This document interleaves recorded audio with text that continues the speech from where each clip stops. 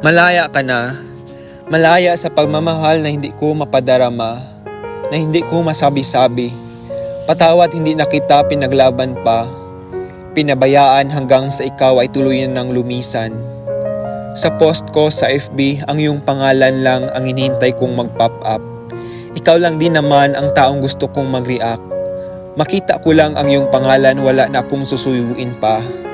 Pagkat ikaw lang ay sapat na. Tuwing magme-message ka sa akin sa Messenger, natatakot akong tingnan kasi baka ang oras kong ibigay sa iyo ay kulang. At ayaw kong ang convo natin ay manlamig. Kasi sa lamig ng gabi, ikaw lang ang nagpapainit sa usapang para bang walang katapusan.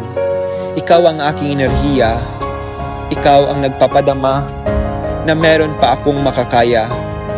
Ngunit ngayon nang wala na tayong komunikasyon, ewan ko ba, parang ang buhay ko ay wala ng saya. Ayaw ko na, gusto ko nang tumakas. Napapagod na ako. Ang sarili ko para bang wala ng kwenta. Hindi ko alam kung saan na ba patutungo ang buhay na ito. Noon na ako ay may pag-asa pa para sa iyo, para bang marami akong pagpipilian sa buhay. Ngunit ngayon nawala ka na, nawala na din yun lahat, kasama ka.